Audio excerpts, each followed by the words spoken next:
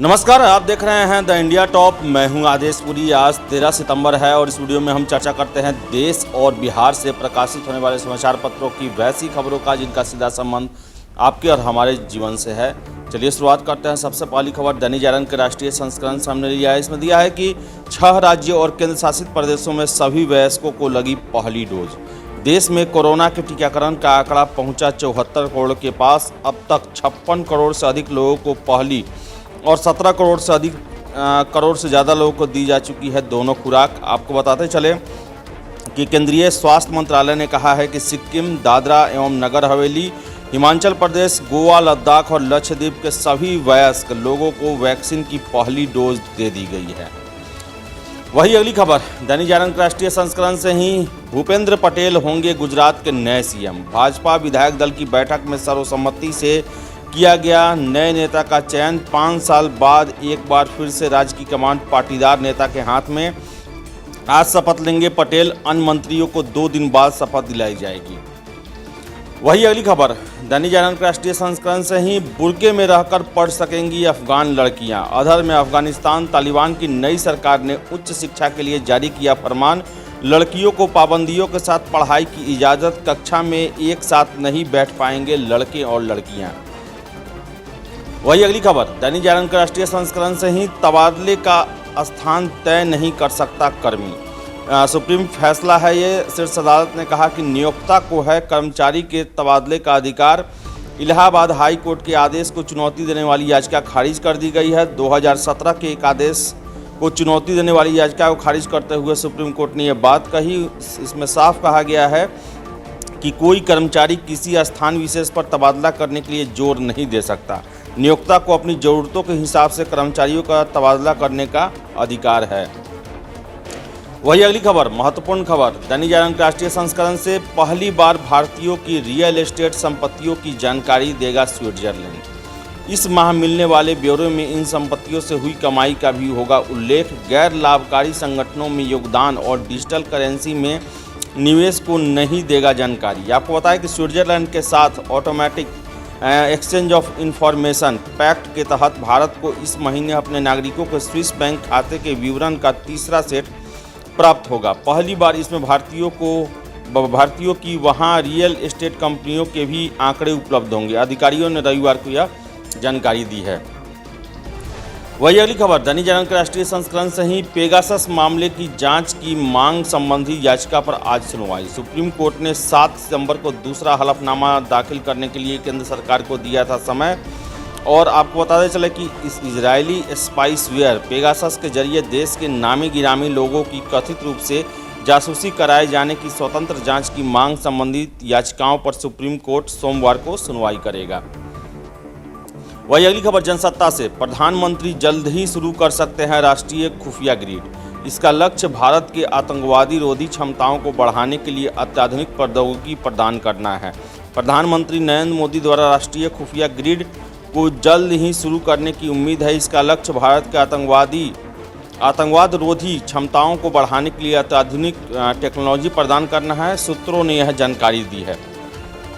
वही अगली खबर जनसत्ता से ही, रविवार को कोरोना के 31,000 मामले दर्ज किए गए हैं। आपको बताते चले कि इस दौरान 210 लोगों की संक्रमण की वजह से मौत भी हो गई। ये आंकड़े राज्यों और केंद्र शासित प्रदेश के स्वास्थ्य विभागों की ओर से जारी किए गए हैं। आपको बताते चले कि 31,000 में सिर्फ अकेले केरल से 20,000 मामले आए हैं। वही 181 लोगों की मौत इस दौरान हो भी गई है। वही अगली खबर दैनिक जागरण से है, जिसमें दिया हुआ है कि 62% लोगों का टीकाकरण बिहार में हो चुका है। बिहार में 7 करोड़ 22 लाख लोगों का होना है टीकाकरण। इसमें से 4 करोड़ 47 लाख लोगों का टीका लग चुका है। आपको बताते चलें कि स्वास्थ्य विभाग के अनुसार 2011 की जनगणना के अनुसार बिहार में 18 वर्ष से अधिक उम्र वालों की संख्या 7 करोड़ 22 लाख है, जिसका टीकाकरण किया जाना है। और अभी तक 4 करोड़ 47 लाख लोगों का टीकाकरण हो चुका है।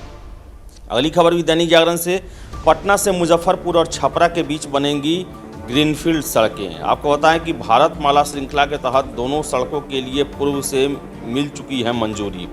आपको बताते चले कि अलाइनमेंट तय किए जाने को ले NHAI के साथ कई विकल्प हैं। सड़क निर्माण के लिए NHAI ने 2 विकल्प पर काम कर रहा है। तो आपको बता दें कि जहां पहले पटना से मुजफ्फरपुर और छपरा के लिए ग्रीनफील्ड सड़क का मामला अब आगे बढ़ने की तैयारी है। दोनों सड़क में ग्रीनफील्ड यानी कि अलाइनमेंट पर बनेंगी, जहां पहले कोई सड़क नहीं है। भारतमाला श्रृंखला के तहत इन दोनों सड़कों की मंजूरी मिली है। इसके अलाइनमेंट को लेकर कई तरह के विकल्पों पर NHAI काम कर रहा है। वही अगली खबर, दैनिक जागरण से ही 2 माह में 660 थानों में तैयार होंगे आगंतुक कक्ष। 193 आगंतुक कक्षों का निर्माण फर्नीचर के साथ पूरा। गृह विभाग ने 2 माह के अंदर राज्य के 660 पुलिस थानों में आगंतुक कक्ष का निर्माण पूरा करने का निर्देश दिया है। पुलिस थाने में शिकायत लेकर आने वाले फरियादियों के लिए इसका निर्माण होना है। विभाग की अपडेट रिपोर्ट के अनुसार पहले चरण में 193 का निर्माण फर्नीचर के साथ पूरा कर लिया है, बाकी जगह काम अधूरा है। 243 थानों में फिलहाल आगंतुक कक्ष के लिए भवन का निर्माण हुआ है। वही अगली खबर, दैनिक जागरण से ही लिखित आश्वासन पर अड़े कर्मी, आज टूट सकती है हड़ताल। राज्य के सभी नगर निकायों की हड़ताल 6ठे दिन भी जारी है। नगर विकास एवं आवास विभाग के 3 सदस्यीय कमेटी के साथ यूनियन नेताओं की देर शाम तक वार्ता होती रही, मगर कोई नतीजा नहीं निकला। सूत्रों के अनुसार दोनों पक्ष के बीच बातचीत अंतिम दौर में है।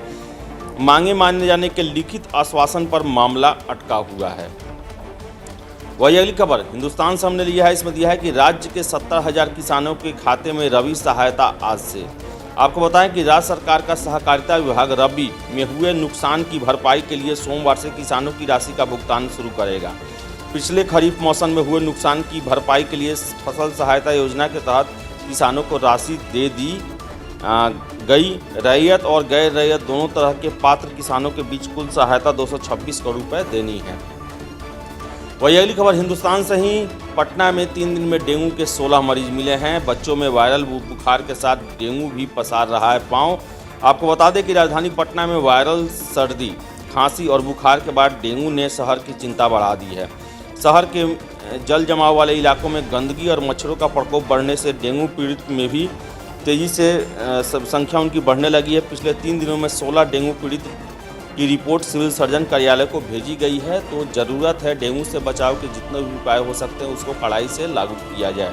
वही अगली खबर हमने लिया है हिंदुस्तान से, जिसमें दिया हुआ है कि ट्रेन से 5 ज्योतिर्लिंग का दर्शन कर सकेंगे श्रद्धालु। IRCTC बिहारी पर्यटकों की मांग पर पटना होते ज्योतिर्लिंग संघ अयोध्या दर्शन की योजना तैयार की है। आपको बता दें कि लोग जो है 900 रुपये प्रति व्यक्ति प्रतिदिन के हिसाब से 10,395 रुपये में जो है वो 5 ज्योतिर्लिंग और अयोध्या का दर्शन कर सकते हैं। आस्था सर्किट एक्सप्रेस 21 अक्टूबर से खुलेगी। वही अगली खबर हमने प्रभात खबर से लिया है, जिसमें दिया है कि 6 वर्षों में 5 गुना बढ़ा साइबर फ्रॉड, लोगों से ठगे गए 10 करोड़ 42 लाख रुपए।